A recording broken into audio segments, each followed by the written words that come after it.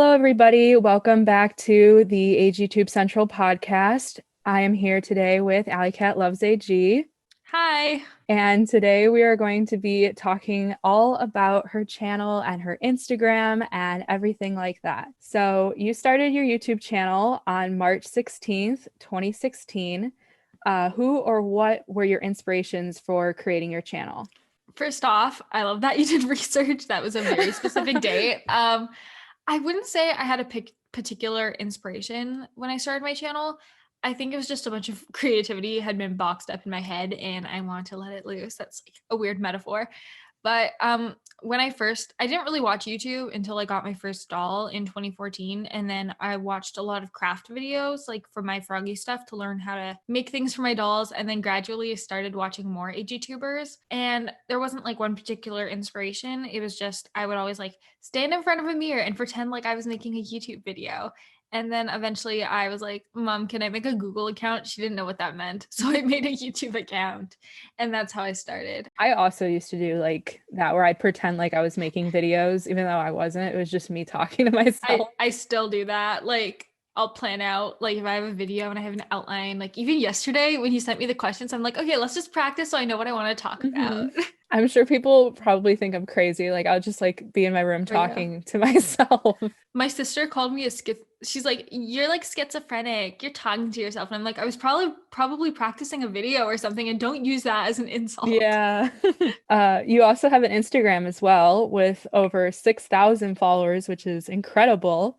Thanks. So, which one came first, your Instagram or your YouTube channel? I created my YouTube in March of 2016, and then I created my Instagram a few months later in May. It started off with like my personal account because I had wanted Instagram for a while and I tried to ask my mom and she's like, no. And then I was on her phone one day and I'm like, you got Instagram and didn't tell me. I'm making an account. So I made an account. And I think I followed like all the AGTubers I watched on my personal account. And I posted one doll photo on there. And then eventually I'm like, let's separate the accounts. So I did, and I'm very thankful I separated my account. I'm the same way actually. My Instagram has an underscore at the beginning and the end, and I didn't want it that way actually. I had an Instagram for my YouTube account back in 2012, but it was like also my personal one too. Yeah. And I got embarrassed that people found it, so I deleted it, and now I can't have just the name biggest AG fan Oh, ever. my personal Instagram used to be AllycatlovesAG, and then my doll one was like AllycatLoves.ag or something. And I'm like, okay, because that was my username for everything back in the day. And then I like just changed it to my first name. So Yeah. speaking of your Instagram page, you post a lot of aesthetically pleasing photos. Thank you. I love like how you do the backdrops in your photos. They're like so bright and just light, and I don't know how to describe it, but I know what you mean.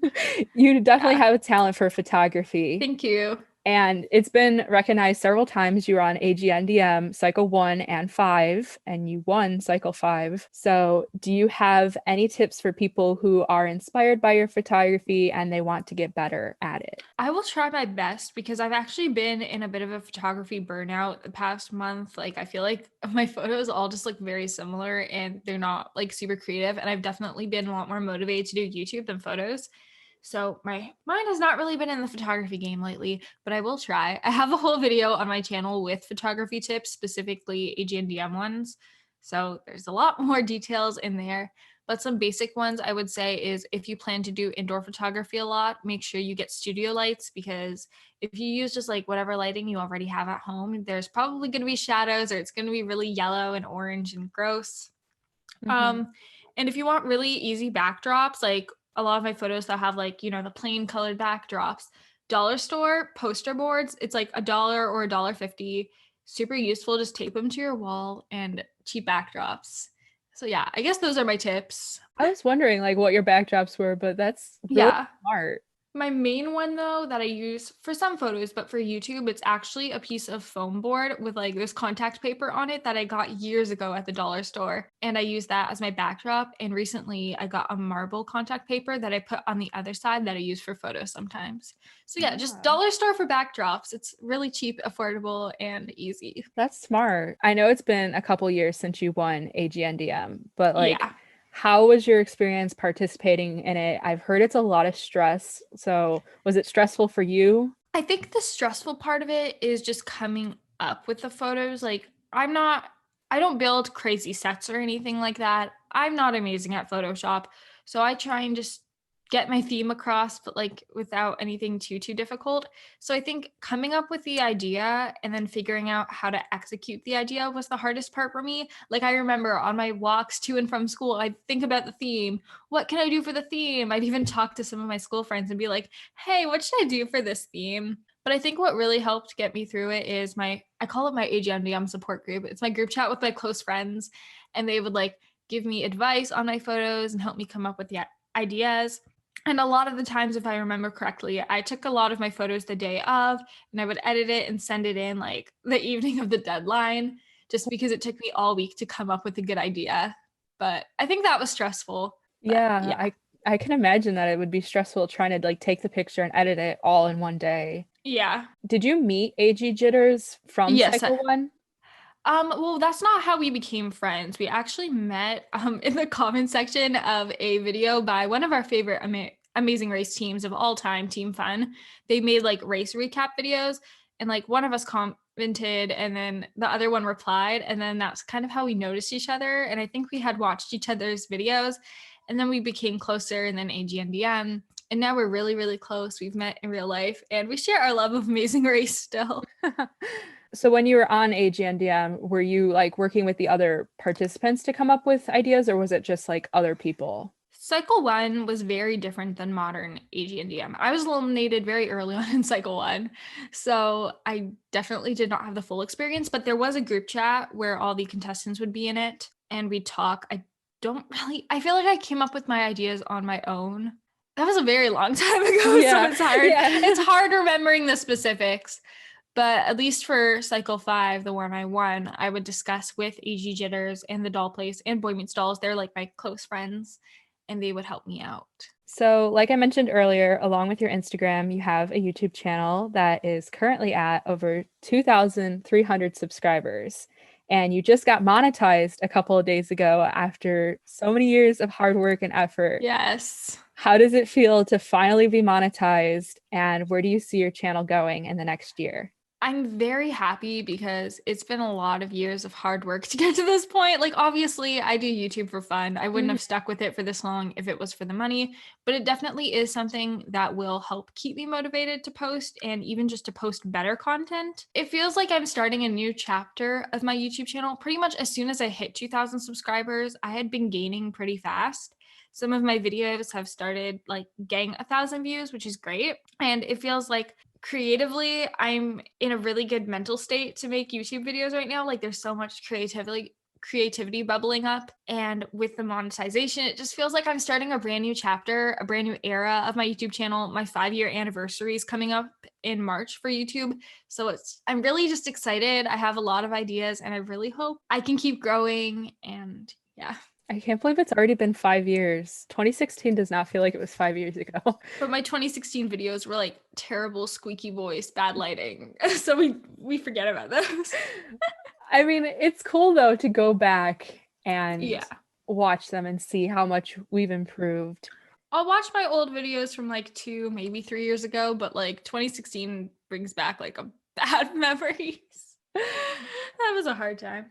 I personally I privated a lot of my old videos because I started my YouTube channel when I was 11. So they're really squeaky voice. And I don't like to private my videos because I know that I'll like to look back on them. And I'm pretty sure a lot of people, when they're bored, they'll look back at my old videos too and see. Like, sometimes I get a comment. I think I got one yesterday on like my first video, and they're like, not bad for a first video. And I'm like, this is a terrible photo shoot to terrible music. Like, no. But I do definitely like seeing how much I've evolved over the years. I feel like in the years that you've been on AGTube, you, AG Jitters, Lynn Life, and other AGTubers have brought like a new style and like revival to AGTube. So your videos are so unique and entertaining. Some ones that stick out to me are the AG movie stars, Where Are They Now? And the AG Zodiac sign videos. How do you come up with such like unique and out of the box ideas? So there are definitely a few. Sometimes, probably the easiest one, I'll be watching AGTube. I do watch a lot of YouTube videos and I'll see an idea that I really like. I was chatting with Lynn Life earlier and we were talking about this, but she had her video, which was dolls I'll never buy. And I thought it was a really creative idea. So I decided to do it. I gave credit, of course. And that one actually did really well. So if I see a unique idea and I really want to do it, then I'll do it. I watch a lot of non-doll YouTube, and then sometimes I will watch a video and be like, this would be super cool in doll form, like my zodiac sign video. I was watching this YouTube channel and they have like movies for every zodiac sign. And I was like, this is creative. So let's look up American Girl and zodiac signs. And that one did pretty well too. I'm going to make part 2 soon. Yeah, and then I also just take videos I just like to watch in general, make them dollify them, I guess you could say. And then sometimes I'm just thinking, or there's like a topic I really want to research, so then I'll make a video about that, or just random ideas pop into my head and I'm like, this would make a fun video. That's definitely a lot of different ways to come up with video ideas. Yeah, I always have a list. Oh, really? Yeah. I try to make a list, but I always get like overwhelmed when my list gets too long. I mean, I get that too. Like, I don't like I've had some videos that have been sitting on my list for a really long time. Nowadays, like I'll come up with a new video idea and I'm like, okay, we'll do research tonight, outline tonight, film tomorrow, and then I get really motivated to edit it very soon. And then other ones I've had like sitting for a while. Like I'm like All My Dolls, but I know my annual All My Dolls video is coming up soon. It's going to be that time of year soon. Yep. So that's just like been chilling for 365 days on my list. Yeah, I've had so many people comment recently. They're like, do an updated All My Dolls. And I'm like, I probably won't do that until May. How many dolls do you have? 54. Oh, wow. And I thought 20 was a lot. Yeah. I think my last All My Dolls I had 45. It's been quite a while. I mean, I got 6 dolls this year, which was my most in a year ever. So I feel like it's just gonna keep getting worse. It does. And it's like, I can't stop. It's really bad. Like, I'm like, oh, I'm out of space. I don't need a doll. And then a new one comes out and I'm like, you know what? I have money. Let's just buy a doll. Yeah, and it's gotten worse since I got a job because Same. now I'm like, oh, it's, I can pay for this now. I have a job. Like, I can justify it. Like, I worked over the summer and it was the last week, and one of the moms of the kid who I taught for like 7 weeks was super generous, and she gave me a $50 gift card to Indigo, which is where we get American Girl in Canada. And I was like, $50, almost the cost of a doll. Let's just buy a doll to celebrate my hard work over the summer. So I did that, and then I bought like $3 at once secondhand, and I'm gonna get 2 more from this person once I can justify it. Oh my gosh. But yeah. So on your YouTube channel, you came up with the original AG like doll podcast called Dollcast. What made you think of starting a doll podcast? Well, fun fact, I actually don't like podcasts that much. I have a very short attention span, and that's why I watch a lot of YouTube videos, because I like being able to flip from like video to video, subject to subject. And I just don't have the attention span to like watch a 1 hour video. Oh, not even a video. There's no visuals. It's just audio. So the only podcast I actively listen to is like a 15-minute trivia podcast, because I love trivia. So I don't remember exactly where, because I definitely did not get inspiration from watching podcasts. I think I just heard of the medium, and I guess maybe it was like a time where everyone was kind of starting podcasts, and I thought there's nothing like this in the doll community, so we might as well do it. The first episodes were kind of rough, but last year I got to pick my English class, and I did one called New Media, and we actually learned all about podcasts. So I was kind of forced to listen to podcasts, but learn about like formatting and interview skills, SEO, all that stuff. And my teacher even invested in like microphones and a mixer, and we created a thing called a sound lab. But unfortunately, due to COVID and school becoming remote, we couldn't actually record a full episode of the podcast we made for school. But I definitely did take away a lot of like tips and things like that on how to make a podcast, and that's kind of why I revived Dollcast this summer, because I had a bunch of new information in my head about how to make one, and I'm really excited. Like, I love the way Dollcast has been turning out recently. Yeah, it's so professional. I feel like when I work on AGTube Central, I do put effort in. Like, I'm not just, but I feel like my videos are kind of like trash. Not gonna lie, but I think what makes a podcast, especially an interview format like this, is coming up with like good questions, because you don't want to ask very basic questions like, so like, how you like American Girl, cool. Like, I mean, that Yeah. was a terrible example. But one thing I really like about Dollcast is I love interviewing people. That's my favorite part. And then getting to know them, getting to hear their story, and just getting information out of them that they haven't really talked about before on YouTube, and so you can kind of connect with them more as a person. And yeah, that's what I like about it. Yeah, I mean, I get that way too. I feel like since I started working with AGTube Central, it's been cool to get to like meet people, I guess, talk to people on more of like a personal level. I feel like you do get Hmm. to know them more than you would if you were just texting them or talking For to them in sure. the YouTube comments. Like there's so many times when I'll film Dollcast, and this even happened earlier today. We finished the episode and then we're just like, let's just talk about stuff that we're not going to post on the internet. Like Yeah. maybe slightly more personal things, or just stuff like our opinions on things, and we'll like chat for like an hour after we film. And Yeah. it's so fun getting to know people. That's what happened when I was talking with Rockstar 13 Studios. We talked for like an hour after the podcast. I felt bad keeping her for so long. Yeah, like even people who I never thought I would like have long conversations with, like when I did my episode with Five Hens, I don't remember what exactly, because obviously I don't record it, but we talked for a bit after, and I never thought we would have like such long conversations together. So, also on your channel, you have created sewing videos and you opened up an Etsy shop last year as well. So, when did you start sewing? Like I did some a little bit a long time ago. My grandma has a sewing machine. No, not my grandma. Oh my god, I'm confusing my family members here. My aunt has a sewing machine. And she brought it over to my house, and I had bought fabric. It was a terrible fabric to use when sewing, but what did I know? I helped her sew a pillow, but I didn't really use it after that. And then I realized I'm spending too much money on Etsy. And when quarantine started, I was looking into getting a sewing machine so I could learn to sew and not spend as much money.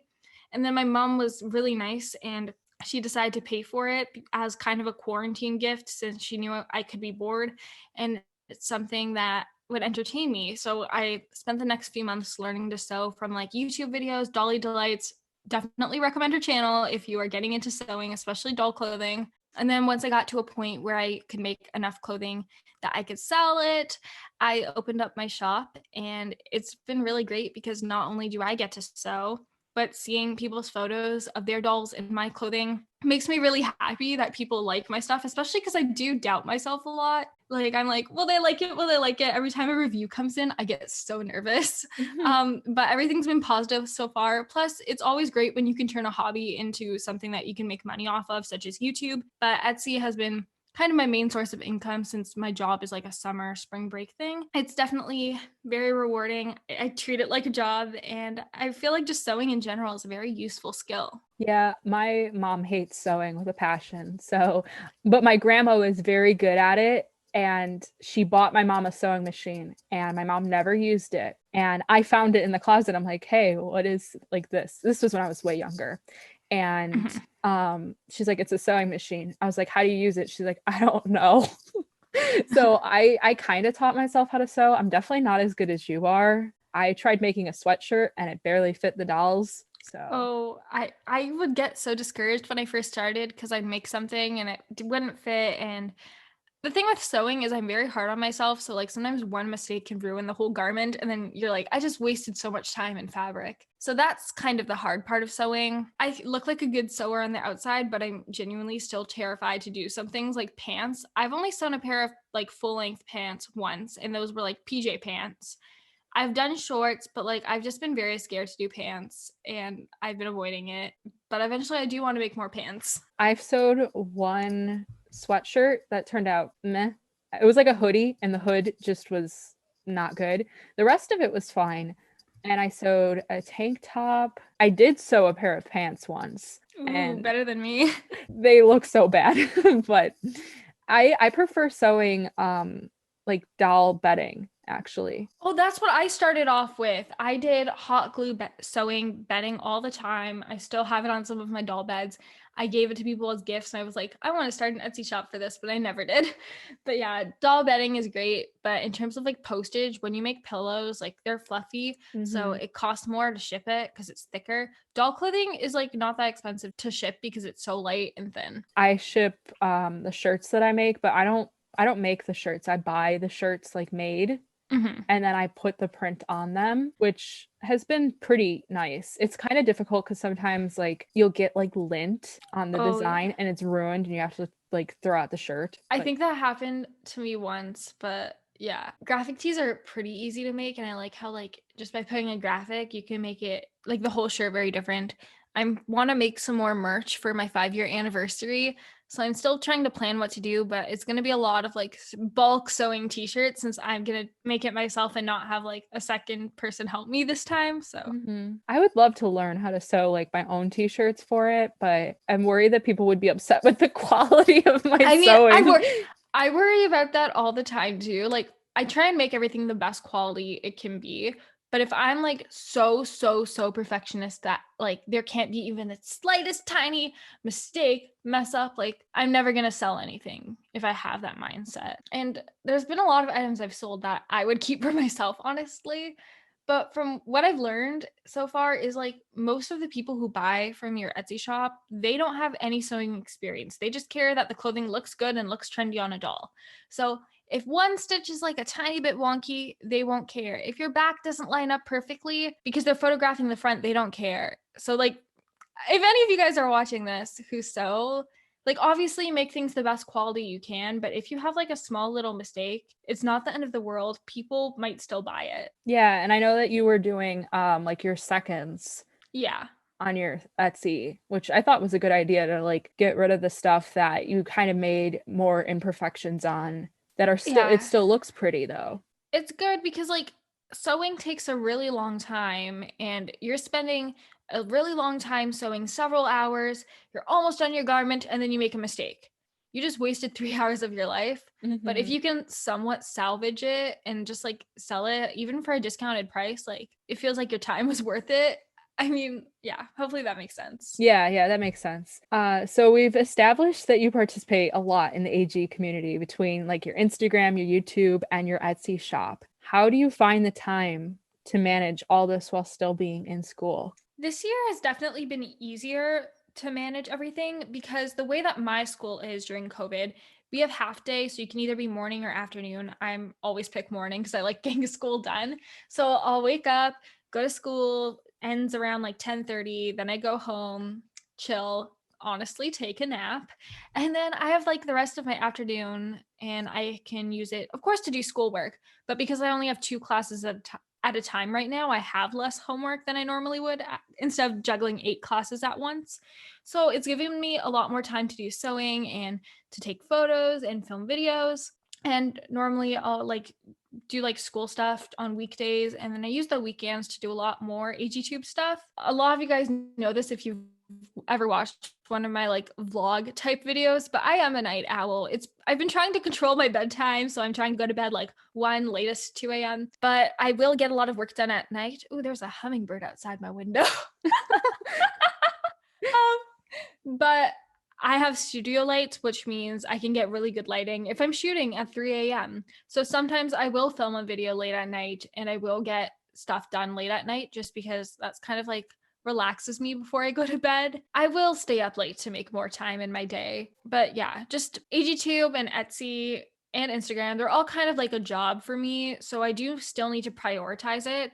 Of course, school comes first, but I do definitely make sure that I make time for my doll hobby because that is my source of income at the moment. So it is very important for me.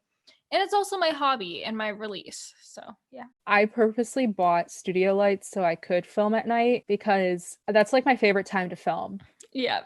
I also get so relaxed by just doing it and then I just go to bed right after I film. But Same.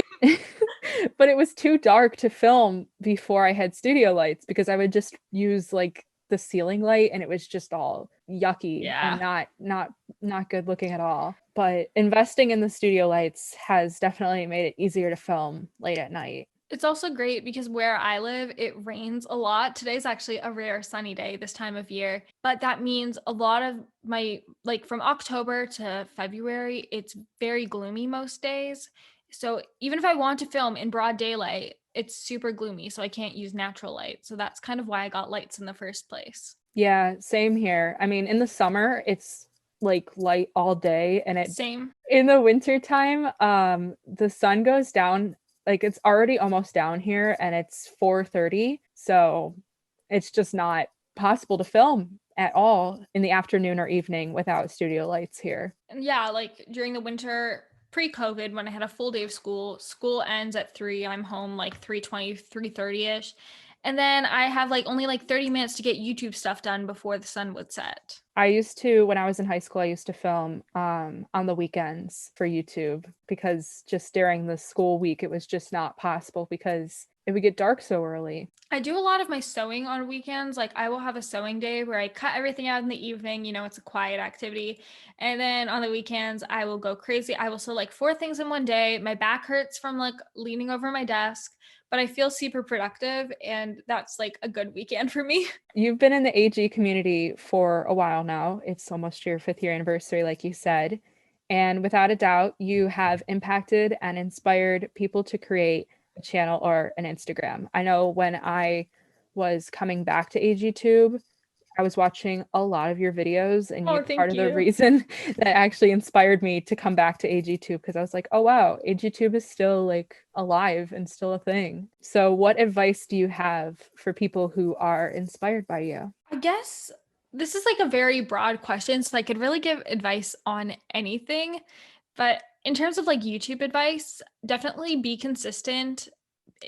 People are going to unsubscribe if you only post once a month because they're not going to know when you're on a hiatus or not. So definitely, I recommend once a week. That's what I strive for because I think that's a good enough time so you can get a video made every week and you're still posting very consistently.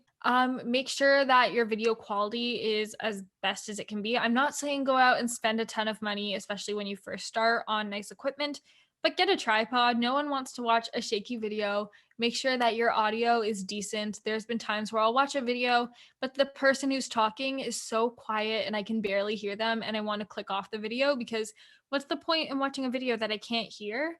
So definitely making sure your quality is as good as it can be.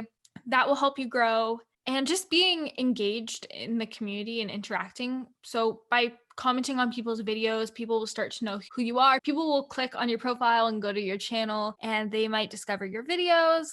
So yeah, just being very active in the community, having good quality videos and being consistent. Those are, I guess, some of the tips right off the top of my head. I would agree with those tips as well. I find that I'm more likely to check out somebody's channel when they're like commenting on my videos, I'll see them comment like 5 times and I'll be like, oh, who's this person? And I'll check out their channel. And that's how I found some really cool age YouTubers out there. Profile pictures are also very important, especially if you comment, because if I see a nice, good quality profile picture of a doll, I'll be like, this photo looks good quality. Maybe their channel is also good quality. And then I'll check it out compared to if it's like, first off, a profile picture that's not even doll related, because then why would I think you have dolls on your channel? Yeah, just making sure I feel like in the doll community, you have a doll clearly seen as your profile picture because that kind of indicates that you make doll videos. Yeah, I definitely agree with that as well. So those were all the questions I guess I have for you.